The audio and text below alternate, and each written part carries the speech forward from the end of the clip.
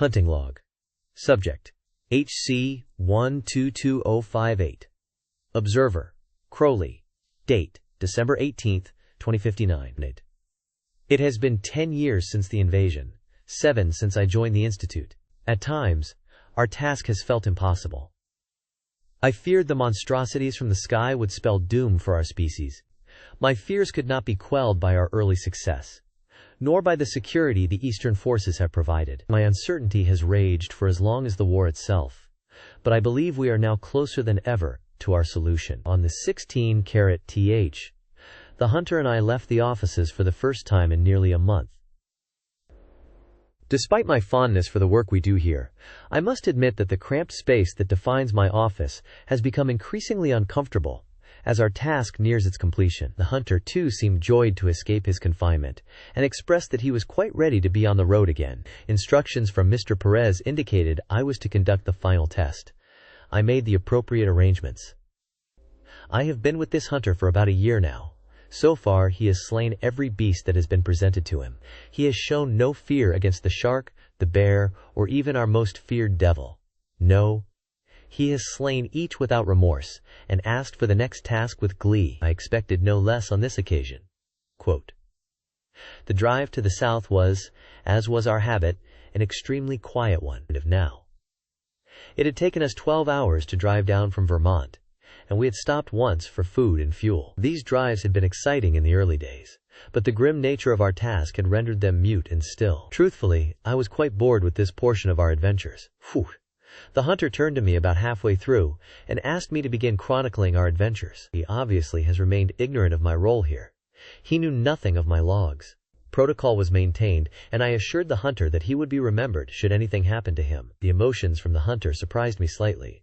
He had remained stoic in the face of the other threats.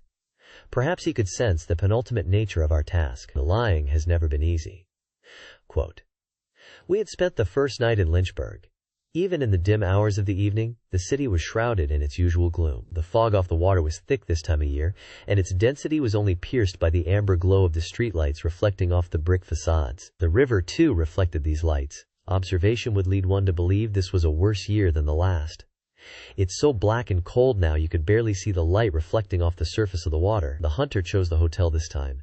I was disappointed that my usual choice for these matters did not prevail. The lobby smelled faintly of mildew, and the floors creaked underfoot, groaning as if in protest to our presence. The walls were adorned with peeling wallpaper, the faded patterns like the ghosts of a more prosperous past. From our window I could see little more than shadows, and the faint outline of the distant hills, obscured by the relentless drizzle that had begun to fall. From the vantage offered by our 5-th story window, one would have assumed the city was abandoned. All that lay below were its lifeless streets. By dawn, we had left the city behind, traveling westward along the highway into the foothills of the Blue Ridge Mountains. The rain followed us along the cracked road. Why does it always rain on these nights? I observed the hunter from the tent we had pitched in the late hours of the day, the feeble light of our fire struggling against the hostile drizzle of rain. He moved with deliberate, unhurried precision, a towering figure cloaked in a jet-black poncho that seemed to absorb the night itself. He tossed the butt of his completed cigarette into the fading fire. He stared out into night. It's an odd thing, the night, that is. Moonlight carves shadows differently than its brighter, elder counterpart. These shadows ripple and fleeting specters seen only in passing glances. Man's silhouette flickers across the earth as his wary eyes scan the dark for the creatures of the night. But the ancient trees stand firm, their looming shadows like monoliths, fracturing the faint light of even the fullest moon. However, it was not the deep darkness of the night that bothered the hunter, nor was it the pattering of freezing rain that had begun to douse his most carefully lit fire. Rather, I observed that it was the stillness of the winter night that had etched concern across my companion's face. Beyond the crackling fire, no creature dared make a sound. Quote, "Growly," he said, his voice a low, gravelly murmur that carried over the patter of rain. "It's time. Suit up, and let's hunt." Over the past year, his voice had grown scratchy and dark, a rasping edge likely honed by countless nights spent smoking by fires that struggled against the cold, unyielding grip of the darkness. I did as he instructed. I zipped my coat shut, grabbed my backpack, and quickly checked my revolver, ensuring it was loaded with the shells meant for tonight. Holstering the weapon at my side, I retrieved my shotgun from the hunter's bag and nodded. Together, we stepped into the dark and empty night. The oppressive silence broken only by the steady drum of rain and the faint rustle of unseen things stirring in the shadows. The hunter and I trekked through the forest in front of us.